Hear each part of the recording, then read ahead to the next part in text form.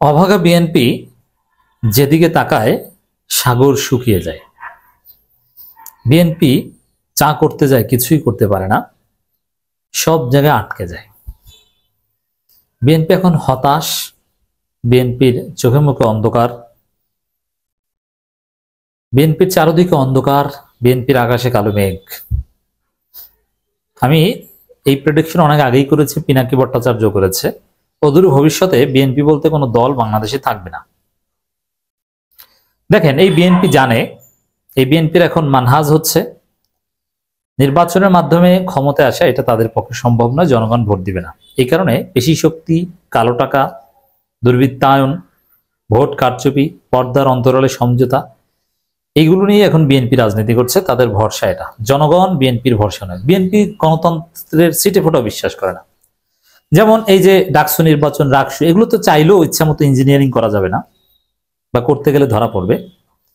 যার ফলে তারা এখন ছাত্র সংসদ নির্বাচন ঠেকাতে উঠে পড়ে লেগেছে, নানান ফাঁক ফোকর করছে, কিন্তু কোনোভাবেই পেরে উঠছে না, যা করতে যা আটকে পড়ে। আমি রিসেন্ট কয়েকটা ঘটনা আপনাদেরকে দেখাবো। বিএনপি যা করতে যায় আটকা পড়ে, বিএনপি গট স্টাক, পারে না। দর্শক, বিএনপি জাতীয় পার্টি বিষয়ে রাজনীতি করতে গিয়েছে কিভাবে? আরে ভাই, তার আগে আওয়ামী লীগের বিষয় তো ধরা খেয়েছে। যেমন বিএনপি বলে যে জাতীয় পার্টি নিষিদ্ধে এই বিষয়ে আলোচনা করতে আমরা রাজি না।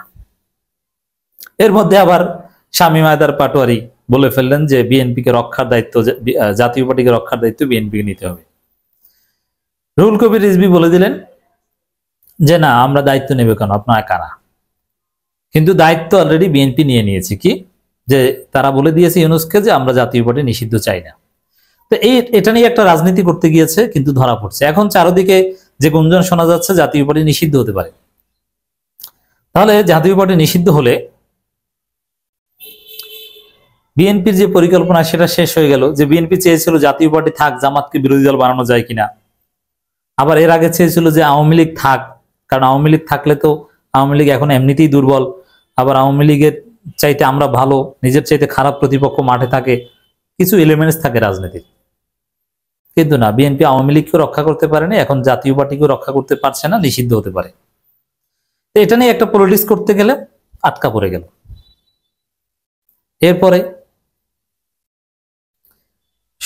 মূলত এই আলোচনাটা যে কারণে করছি, ভিপি নূরকে নিয়ে বিএনপি রাজনীতি করতে চেয়েছে।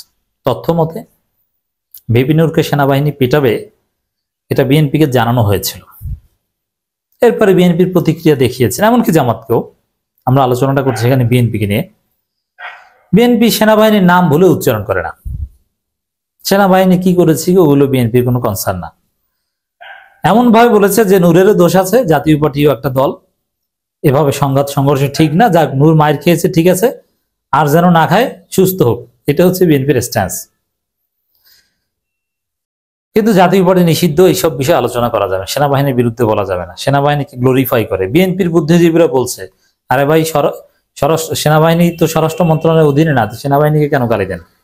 অথচ হামলাটা করেছে সেনাবাহিনী। কিন্তু দিন শেষে দেখা গেল যারা সেনাবাহিনীকে দোষী সাব্যস্ত করছে, আবার বিচার বিভাগীয় তদন্ত কমিটি হয়েছে, আবার সমগ্র জাতি ভিপি নূরের পক্ষে দাঁড়িয়ে গেল। বিএনপি ভেবেছিল যে ভিপি নূরকে মারলে সমস্যা নাই, ভিপি নূর এমনিতেই তৌহিদ আফ্রিদি ইস্যুতে বিতর্কে জড়িয়ে পড়েছে নানান কারণে, ইলিয়াস পিনাকির সাথে ঝামেলা জড়িয়ে। কিন্তু দেখা গেল ইলিয়াস পিনাকিরাই ভিপি নূরের পক্ষে দাঁড়ালো। এখন সেই বিএনপি এই জায়গাও আটকে পড়লো। তারপরে তাদেরকে কি করতে হয়েছে? এই বিএনপিকে এখন তাদের আগের অবস্থান ছেড়ে গণ অধিকার পরিষদের কার্যালয়ে যে জামাতের সাথে সবার সাথে ঐক্যবদ্ধ হওয়ার ঘোষণা দিতে হয়েছে। আবার জাতীয় পার্টির অ্যাটলিস্ট বিচার দাবি করতে হচ্ছে। মানে এমন একটা পরিস্থিতি, এমন এমন কথা জাতীয় পার্টিকে বলতে হচ্ছে যে বিএনপির যে প্ল্যান, যে জাতীয় পার্টিকে বিরোধী দল বানাবে, সেই সুযোগ আর থাকছে না। আবার বিভিন্নের উপর হামলার প্রতিবাদে রাস্তায় নামতেও বাধ্য হচ্ছে বিএনপি লোকজন।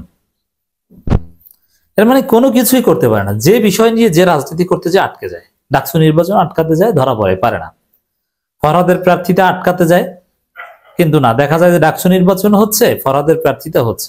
রাকসু নির্বাচন আটকাতে যায়, নানান ফাঁক ফোকর, দেখা গেছে যে দাবি সব মানা হয়ে গেছে, ফার্স্ট ইয়ার স্টুডেন্টরা ভোটার হতে পারবে। এখন কি করবে? মানে বিএনপির সব পরিকল্পনা ব্যর্থ হচ্ছে, সব জায়গায় আটকে যাচ্ছে, অভাগা বিএনপি। এখন বিএনপির নেতারা হতাশ হয়ে বলছে যে ইউনূসের সাথে বিএনপির চুক্তি হয়েছে 340 আসনের, কিন্তু বিএনপির ভাইস চেয়ারম্যান বলছেন আরে ইউনূস কিসে নির্বাচন করবে, ইউনূসের পর যে সরকার আসবে ওই সরকারও পারবে না, তারপরে যে আসবে সেও পারবে না, তারপরে যে আসবে সে পারতে পারে, ইউনূসের পর আরো গোটা দুয়েক সরকার আসতে পারে, বিএনপির নেতারা বলছে।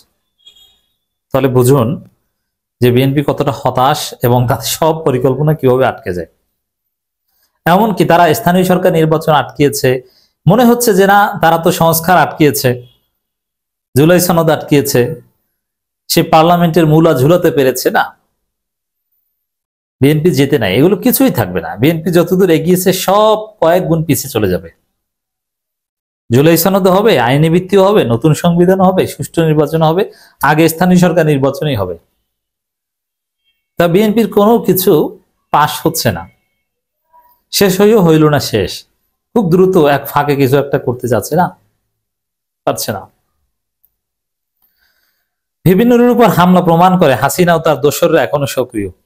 ভিপিনুরের উপর হামলাটা এটা দুইটা দলের মধ্যে গ্যাঞ্জাম, যেটা উচিত না, এই হিসাবে তারেক রহমান, মির্জা ফখরুল্লাহ বলেছিল, কিন্তু না, ওই অবস্থানেও বিএনপি থাকতে পারছে না। এখন বিএনপিকে বলতে হচ্ছে এটা হাসিনার দোসররা এবং তার দোসররা এটা করছে।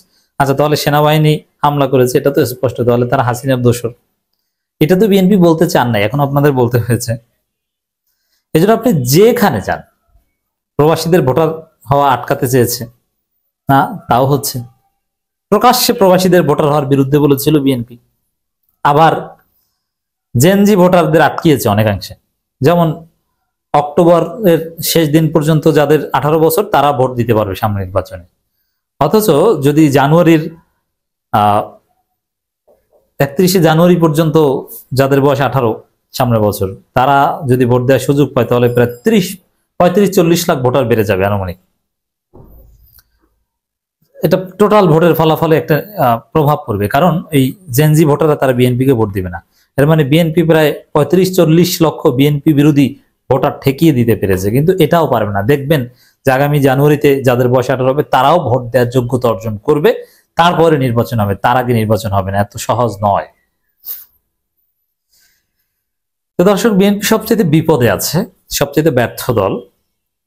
ভেবেছিল যে টেম্পো স্ট্যান্ড দখল করেছি, এই করেছি, সেই করেছি, অমুক জায়গা দখল করেছি, কিন্তু এগুলোই তাদের জন্য কাল হয়ে দাঁড়িয়ে গেল। এই যে থানাগুলো সব বিএনপির দখলে, বিএনপির কথা চলে, থানা বিএনপির দখলে বলেই তারা চাঁদাবাজি করার সাহস পেয়েছে, মনে করেছে আমরা ক্ষমতায়, আমাদেরকে আর কে ধরবে। হ্যাঁ, থানা ধরে না, থানা মামলা নেয় না,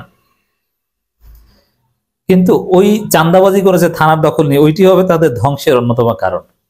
কারণ তারা চাঁদাবাজি করেছে, প্রমাণগুলো আছে, এগুলোর কড়ায় গন্ডায় হিসাব হবে। তো দর্শক, বিএনপির চারদিকে অন্ধকার আর অন্ধকার।